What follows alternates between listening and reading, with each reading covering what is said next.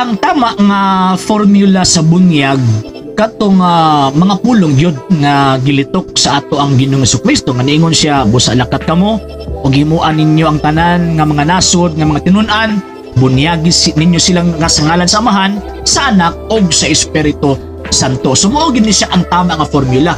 Unya, imposible po og dili gyud na mahitabo nga ang mga apostoles musupak ug musukwahi sa mga pulo nga gimando didto nila, ang gimando didto nila nga naman tungod kay matinunglo man sila, di ba yung San Pablo, bisang gani kami usa ka anghel ug magwalik ka ninyo og ibanghilyo nga lahi sa mong giwali ipatunglo.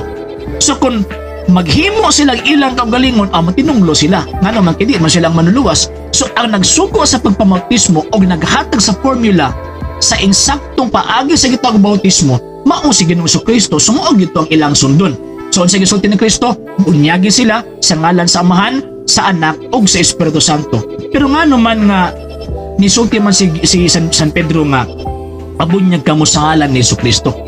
Unang rason, tungod kay kana nga panahon naa sila na ilan nga bautismo, dili bautismo nga gikan kang Kristo kundi bautismo gikan ni San Juan. Kay mas una biyan na bautismo si San Juan kontra kang Kristo ug sa mga apostoles. So naay bautismo sa ngalan ni Juan muna sa buhat sa mga apostoles 18:25 o 19:3 hangtod sa 4. Nya namunyag sila sa ngalan ni Juan or gikan sa otoridad ni Juan. Kaya kung minumutag sa ngalan sa, ang buti pasabot, by the authority of. So kani nga panahon si San Pedro ug ang mga apostoles nakabalo sila o nasayod sila na naay namunyag sa ngalan ni San Juan. Pero ito formula sa bunyag. So manang ilang giklaro nga si bisan kinsa nga mutuo o gusto magpasakop sa lawas ni Kristo nga mao ang simbahan, kinahanglan magpabautismo sa ngalan ni Jesucristo. Buti pasabot, by the authority of Jesus Christ.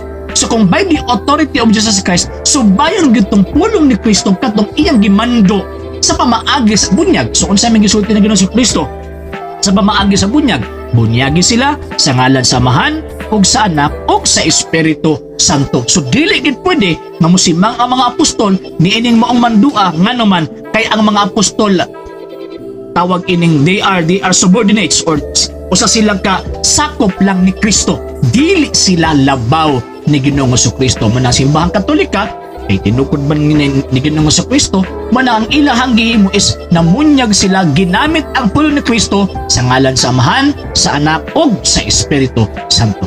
Alang sa mga dugang videos and informations, just click like, subscribe, then click the notification bell for more updates.